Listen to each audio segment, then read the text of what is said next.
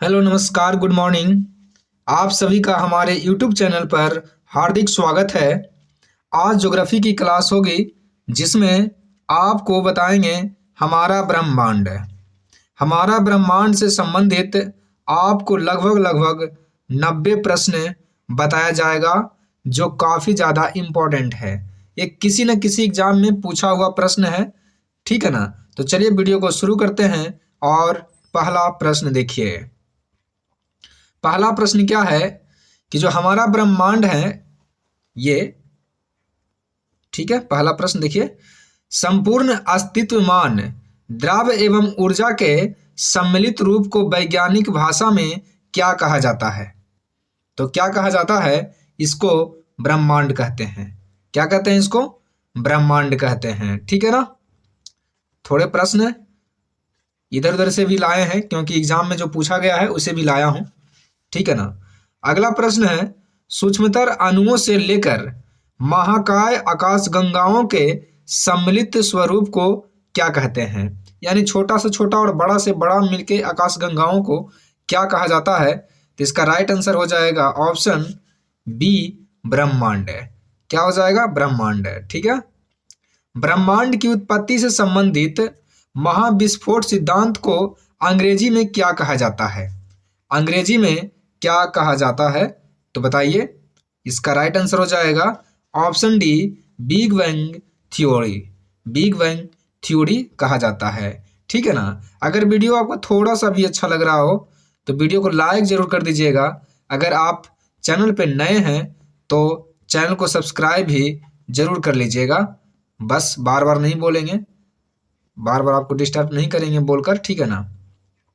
देखिए अगला प्रश्न है, बिग बैंग थ्योरी यानी महाविस्फोट जो सिद्धांत है वो किसने दिए थे? तो इसका राइट आंसर हो जाएगा लेवेंटियर।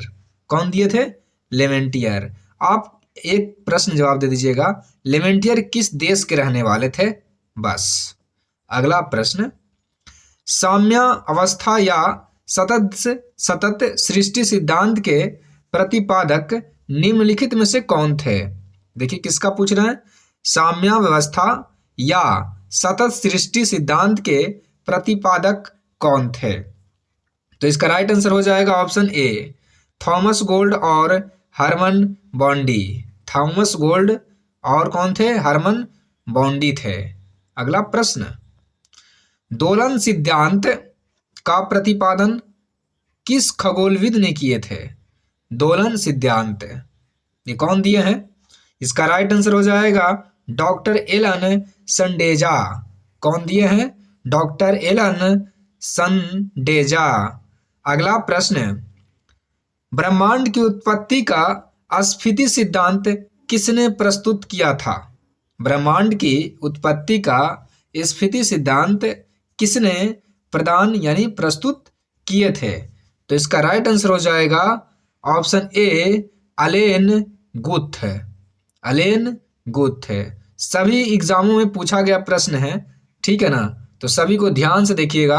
अगला प्रश्न, महाविस्फोट सिद्धांत की विस्तृत व्याख्या के बाद में किस वैज्ञानिक द्वारा की गई? यानी जो महाविस्फोट सिद्धांत की विस्तृत व्याख्या बाद में किस वैज्ञानिक के द्वारा किया गया? बाद में किसके द्वारा किया गया? तो इसका राइट आंसर हो जाएगा रॉबर्ट बैगोनेर। रॉबर्ट बैगोनेर ने किए थे इसका बाद में व्याख्या। अगला प्रश्न है, एव जॉर्ज लेमेंटियर का संबंध किस देश से है? लेमेंटियर का संबंध किस देश से है? ये हैं बेल्जियम के। कहाँ के हैं? बेल्जियम, सॉरी इसका राइट आंसर क्या हो जाएगा? बेल्जियम नहीं, लेमेंटियर जर्मनी के हैं। कहाँ के हैं? जर्मनी के, ठीक है ना। अगला प्रश्न, सॉरी इसका आंसर बी हो जाएगा, ठीक है। बेल्जियम के हैं लेमेंटियर, वो मिस्टेक से बोल दिया हूँ जर्मनी।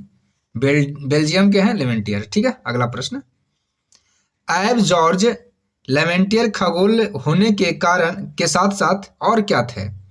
यानी कि ये खगोलज्ञ थे, यानी कि खगोल के बारे में जानते थे, और इसके साथ साथ ये क्या थे? तो ये एक पादरी थे। क्या थे? पादरी। ऑप्शन बी राइट आंसर हो जाएगा। ब्रह्मांड की उत्पत्ति के संबंध में वर्तमान में सर्वाधिक मान्य सिद्धांत कौन सा है? सर्वाधिक मान्य सिद्धांत कौन सा है? तो कौन है? महाविस्फोट सिद्धांत। महाविस्फोट सिद्धांत। अगला प्रश्न, महाविस्फोट सिद्धांत के अनुसार सृष्टि के शुरुआत में सभी पदार्थ किस रूप में स्थित थे? तो किस रूप में स्थित थे? तो ये छोटे गोलक के रूप में स्थित थे। ऑप्शन बी राइट आंसर हो जाएगा।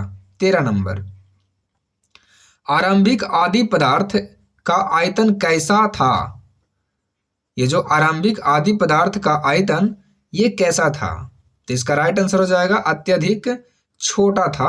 अत्यधिक बहुत छोटा था, अत्यधिक सूक्ष्म था। आरंभिक छोटे गोलक का तापमान और घनत्व कैसा था? यानी आरंभिक छोटे गोलक का तापमान और घनत्व कैसा था? इसका राइट आंसर हो जाएगा ऑप्शन सी अनंत।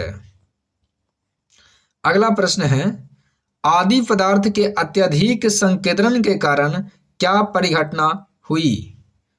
क्या परिघटना हुई है? इसका राइट आंसर हो जाएगा ऑप्शन ए आकस्मिक महाविस्फोट। अगला प्रश्न, छोटे गोलक में हुए आकस्मिक विस्फोट को किस नाम से जाना जाता है? तो इसे कहते हैं बिग बैंग थ्योरी। महाविस्फोट इसे कहा जाता है। महाविस्फोट के कारण पदार्थों का बिखराव हुआ, जिससे किस प्रकार के पदार्थ निर्मित हुए हैं? यानी महाविस्फोट के कारण पदार्थों का बिखराव हुआ है, जिससे किस प्रकार के पदार्थ का निर्माण हुआ है? ये सामान्य पदार्थ का निर्माण हुआ है। ऑप्शन ए राइट आंसर हो जाएगा। सामान्य पदार्थों के अलगाव के कारण किस रहस्यमयी पदार्थ का निर्माण हुआ है? तो इसका राइट आंसर हो जाएगा ऑप्शन बी काले पदार्थ है, डार्क मैटर। अगला प्रश्न, काले पदार्थों के समूहन से निम्नलिखित में से किसका सृजन हुआ है? तो किसका सृजन हुआ है? इसका राइट आंसर हो जाएगा ऑप्शन सी अनेक ब्रह्मांडीय पिंडों का। अगला प्रश्न 20 नंबर, आधुनिक वैज्ञानिकों के अनुसार महाविस्फोट की घटना आज से कितने वर्ष पहले हुआ है? तो ये हुआ है 13.7 अरब वर्ष पहले। 13.7 अरब वर्ष पहले हुआ है।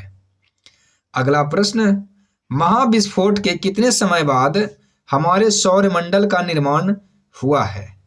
तो हमारे सौरमंडल का जो निर्माण है लगभग 9.1 अरब वर्ष बाद, यानी 4.6 अरब वर्ष पहले निर्माण हुआ है।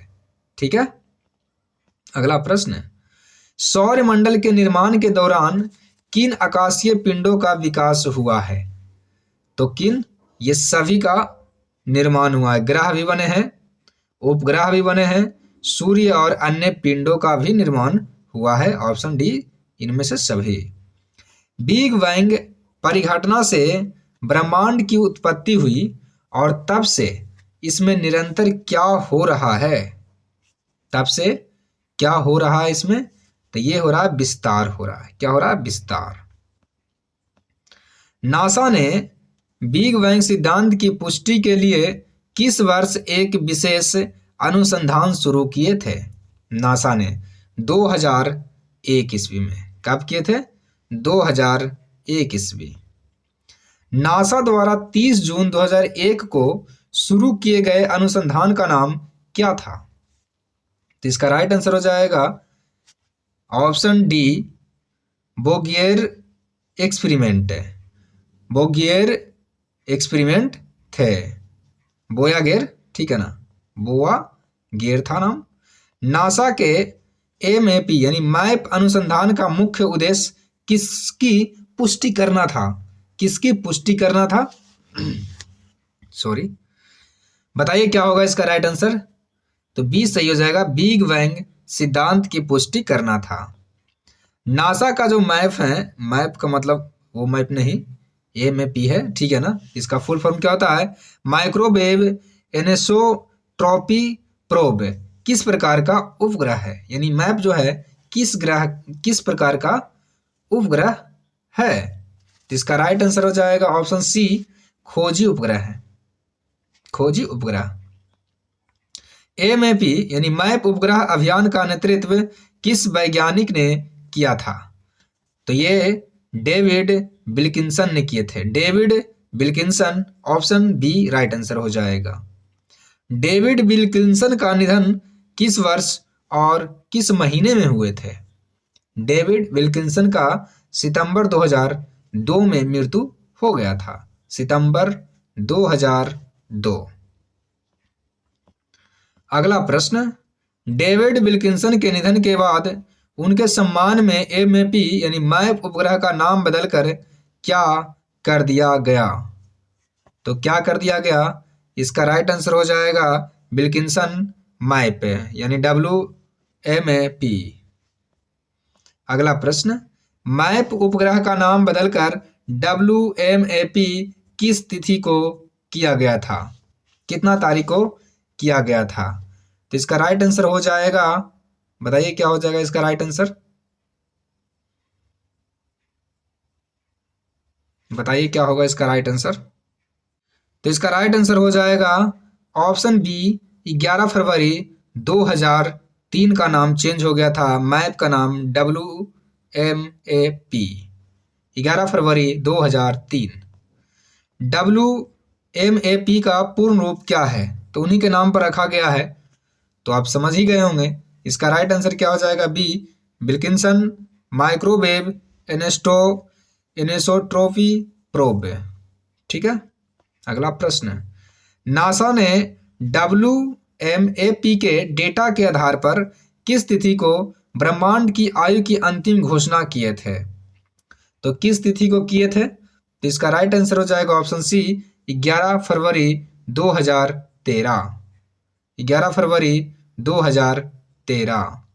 अगला प्रश्न, नासा द्वारा निर्धारित ब्रह्मांड की सटीक आयु कितनी घोषित की गई?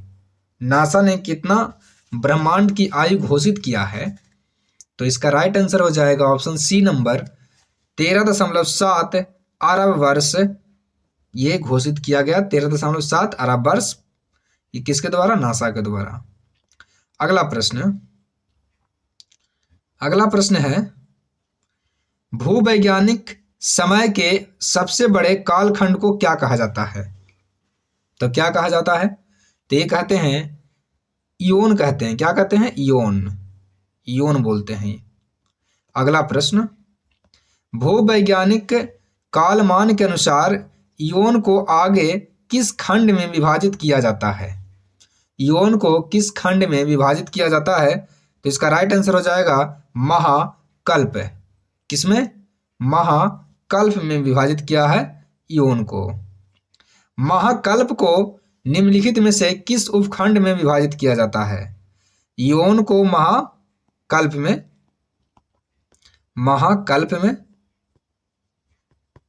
और महाकल्प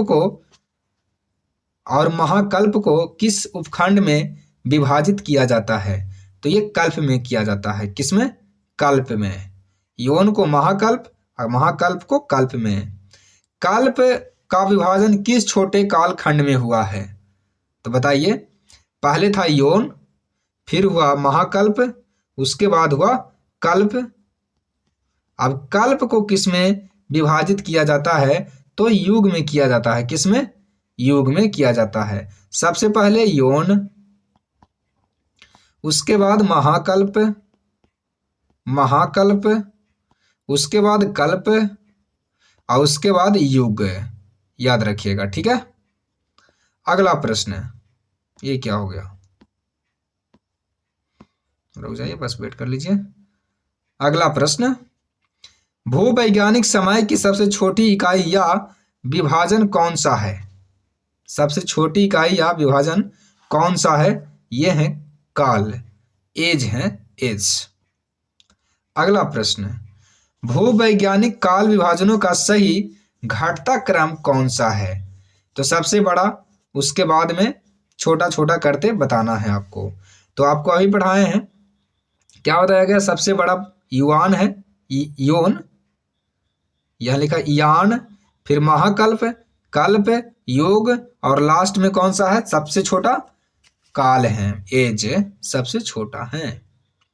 ब्रह्मांड के निरंतर विस्तार के साक्ष्य जुटाने में किस अमेरिकी वैज्ञानिक का योगदान सबसे ज्यादा है? यानी उल्लेखनीय है। तो क्या हो जाएगा इसका राइट आंसर? 41 का बी नंबर, हब्बल। आपसे पूछेगा कि कौन बोले थे कि ब्रह्मांड का विस्तार हो रहा है, तो एडविन हब्बल ने बोले थे, एडविन हब्बल। अगला प्रश्न, अंतरिक्ष में किस परिघटना का अवलोकन ब्रह्मांड के विस्तार का मुख्य साक्ष्य माना जाता है?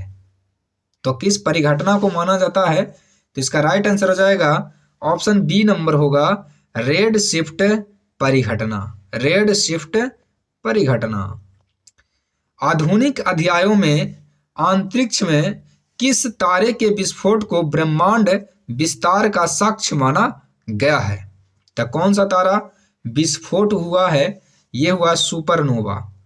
सुपरनोवा विस्फोट हुआ है, जिस कारण से बोला जा रहा है कि ब्रह्मांड का विस्तार होगा।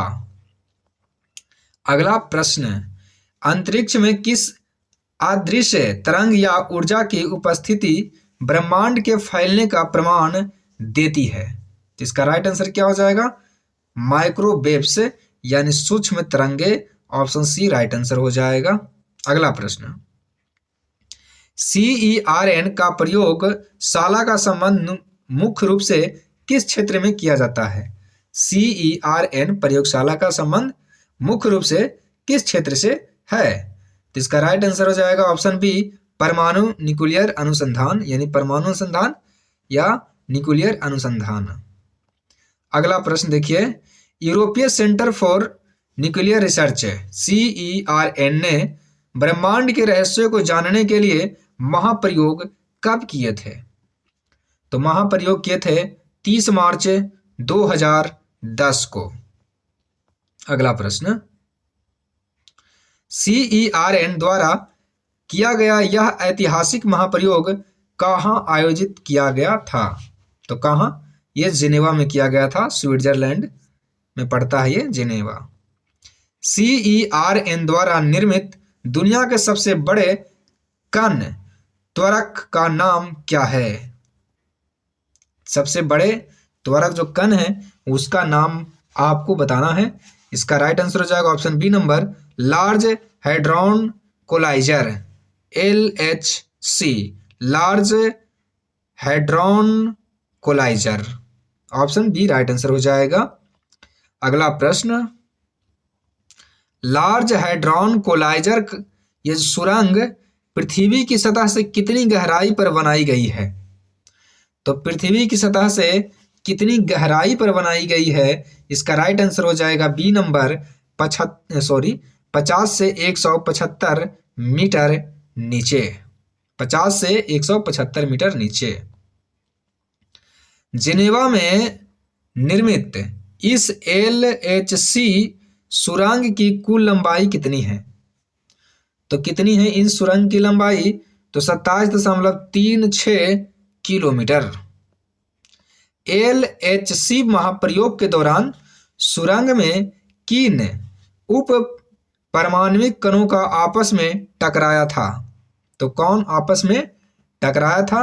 तो प्रोटॉन बीम टकराया था, ऑप्शन सी राइट आंसर हो जाएगा। सुरंग में प्रोटॉन कणों को किस गति पर आपस में टकराया गया था? बताइए किस गति पर टकराया गया था? तो ये ऑप्शन बी हो जाएगा, प्रकाश की गति के करीब, प्रकाश की गति के करीब टकराया गया था। वैज्ञानिक इस महाप्रयोग के जरिए किस काल्पनिक कण के निर्माण का प्रयास कर रहे थे? तो किस काल्पनिक का? तो Higgs boson, option A right answer हो जाएगा, हिग्स बोसॉन। हिग्स बोसॉन कण को विज्ञान और मीडिया में किस अन्य लोकप्रिय नाम से जाना जाता है? तो हिग्स बोसॉन कण को और किस नाम से जाना जाता है? तो इसे कहते हैं गॉड पार्टिकल कहते हैं, गॉड पार्टिकल। और हिग्स बोसॉन कुछ 2-4 दिन पहले उनका मृत्यु हो गया है। ब्रह्मांड के रहस्यों और पदार्थों की उत्पत्ति को समझने के लिए सबसे बेसिक यूनिट किसे माना जाता है? तो सबसे बेसिक यूनिट मानते हैं हिग्स बोसॉन का। अगला प्रश्न, CERN के वैज्ञानिकों को हिग्स बोसॉन से मिलता जुलता सब एटॉमिक पार्टिकल खोजने में सफलता कब मिली? तो बताइए कब मिला था? 4 जुलाई 2012 को मिला था। इसी से संबंधित मतलब मिलता जुलता। गॉड पार्टिकल की परमाणिक अवधारणा किस ब्रिटिश वैज्ञानिक ने दिए थे? तो बताइए गॉड पार्टिकल किसने दिए थे? तो इसका राइट आंसर हो जाएगा पीटर हिग्स। पीटर हिग्स ने दिए थे, हिग्स बोसॉन। ब्रिटिश वैज्ञानिक पीटर हिग्स ने इस गॉड पार्टिकल की थ्योरी किस वर्ष पेश किए थे? तो इसका राइट आंसर हो जाएगा ऑप्शन बी 1964 में। 1964। पीटर हिग्स द्वारा दी गई यह अवधारणा किस महान भारतीय वैज्ञानिक के बोसॉन थ्योरी पर आधारित थी? बताइए। तो इसका राइट आंसर हो जाएगा Satyendra Nath Bose. Option C right answer हो जाएगा। अगला प्रश्न, खगोल विज्ञान के अनुसार हमारे ब्रह्मांड का कुल व्यास लगभग कितना प्रकाश वर्ष है? बताइए क्या होगा इसका राइट आंसर? क्या होगा? तो 60 का राइट आंसर सी हो जाएगा। ऑप्शन सी 10 के पावर 8 प्रकाश वर्ष। अगला प्रश्न, संपूर्ण ब्रह्मांड में अनुमानतः कुल कितनी मंदाकिनी है? ब्रह्मांड में कुल कितनी मंदाकिनी है लगभग में आपको बताना है। बताइए क्या होगा इसका राइट आंसर? बताइए ब्रह्मांड में कुल कितनी मंदाकिनी है लगभग में आपको बताना है। बताइए क्या होगा इसका राइट आंसर? इसका राइट आंसर हो जाएगा 100 अरब लगभग। कितना? 100 अरब। अगला प्रश्न, वैज्ञानिक अनुमानों के अनुसार प्रत्येक मंदाकिनी में औसतन कितने तारे हैं? देखिए 100 अरब मंदाकिनी है और प्रत्येक मंदाकिनी में कितने लगभग तारे हैं? तो 100 अरब तारे हैं। ठीक है, 100 अरब भी तारे हैं। ऑप्शन सी राइट आंसर हो जाएगा। अगला प्रश्न, तारों के उस विशाल समूह को क्या कहते हैं जो धुंधला सा दिखाई पड़ता है और जहां तारा निर्माण प्रक्रिया शुरू होती है? बताइए। तो इसका राइट आंसर हो जाएगा ऑप्शन बी मंदाकिनी। मंदाकिनी कहते हैं। हमारी पृथ्वी और सूर्य जिस मंदाकिनी का हिस्सा है उसे किस नाम से जाना जाता है? जो हमारी पृथ्वी है और सूर्य किस मंदाकिनी में है, बस ये आपको बताना है। तो ये दूध मेखला में है जिसको कहते हैं मिल्की वे। अगर ये मिल्की वे भी रहे या आकाश गंगा भी कहे या दूध मेखला भी कहे, सही है तीनों।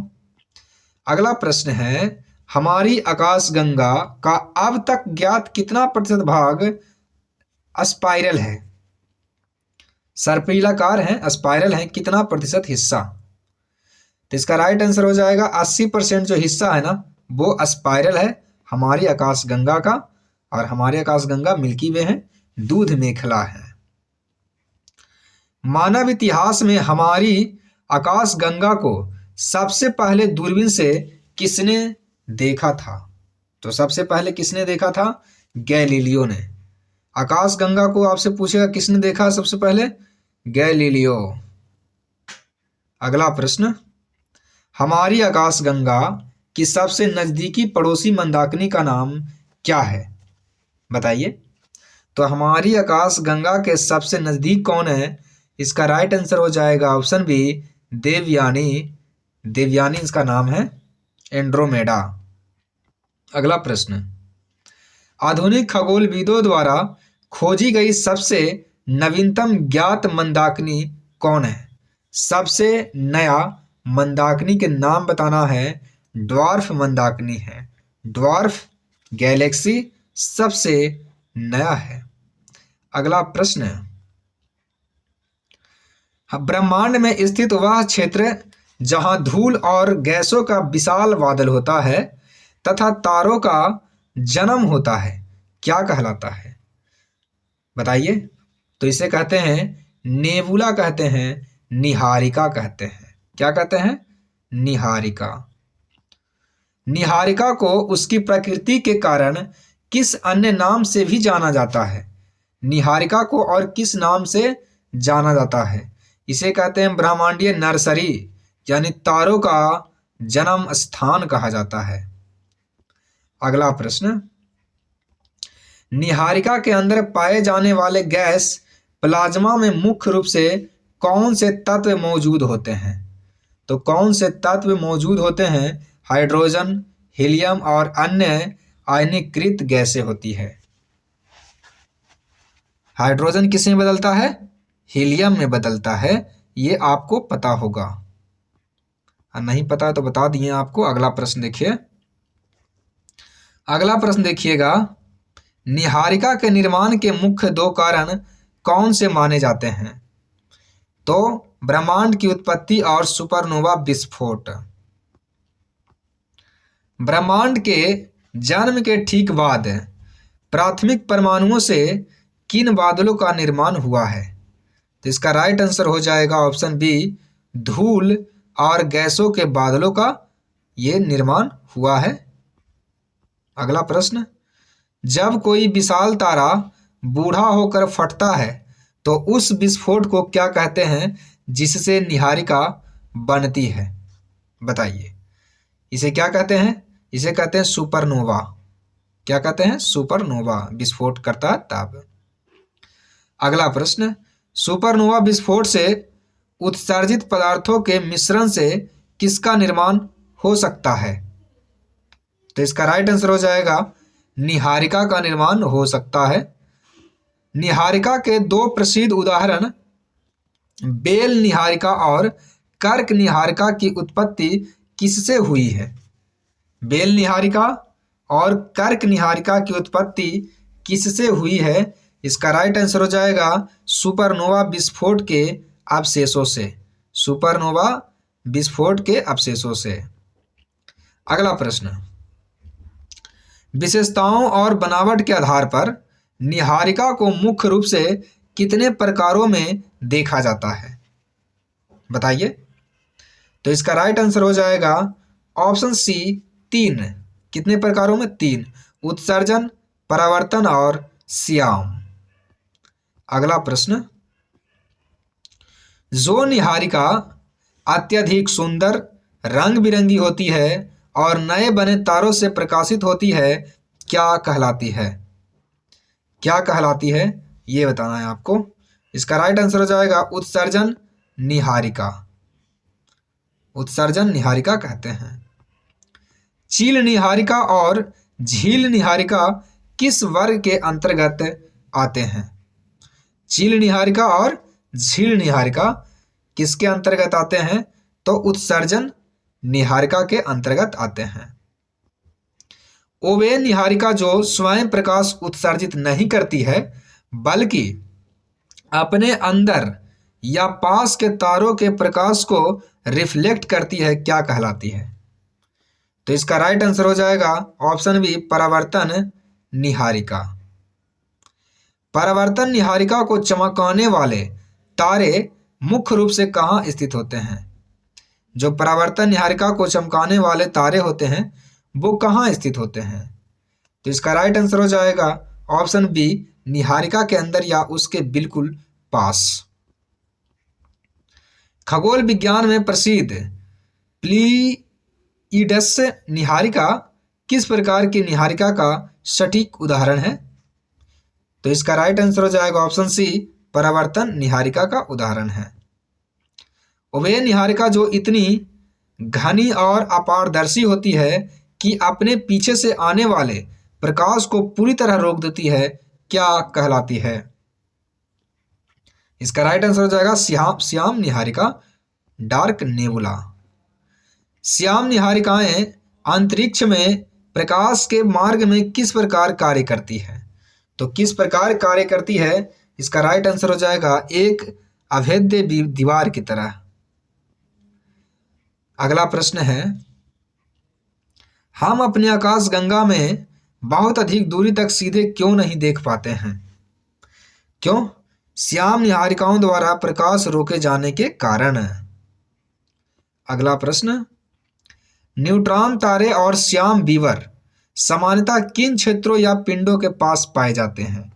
न्यूट्रॉन तारे और श्याम बीवर कहाँ पाए जाते हैं, ये बताना है आपको। ऑप्शन बी राइट आंसर हो जाएगा, निहारिका के भीतर या उसके आसपास। अगला प्रश्न, बिग बैंग सिद्धांत के अनुसार विस्फोट के बाद ब्रह्मांड में किस तत्व या बल के कारण आकाशीय पिंडों का समूहन शुरू होता है? तो इसका राइट आंसर हो जाएगा गुरुत्वाकर्षण और काले पदार्थों का समूहन के कारण। 2 प्रश्न और हैं, 3 प्रश्न। रेड शिफ्ट परिघटना यह दर्शाती है कि आकाशगंगाओं के बीच की दूरी लगातार क्या हो रही है? तो ये बढ़ रही है। क्या हो रही है? बढ़ रही है। पीटर हिग्स और सत्येंद्र नाथ बोस के नाम को मिलाकर किस वैज्ञानिक शब्द का गठन किया गया है? तो एक है हिग्स, तो ये हो गया हिग्स, एक है बोस, तो ये हो गया बोसॉन, हिग्स बोसॉन। अगला प्रश्न, लास्ट प्रश्न। अगर आपको वीडियो थोड़ा सा भी अच्छा लगा हो तो लाइक जरूर कर दीजिएगा, ठीक है ना, और चैनल को कर दीजिएगा सब्सक्राइब। खगोल विज्ञान में मंदाकिनी का वर्गीकरण उसके आकार के आधार पर किया जाता है। हमारी आकाशगंगा का आकार कैसा है? कैसा है? स्पाइरल है, सर्पिलाकार है हमारी आकाश गंगा का आकार। तो चलिए वीडियो को समाप्त करते हैं। वीडियो देखने के लिए आपको बहुत बहुत धन्यवाद।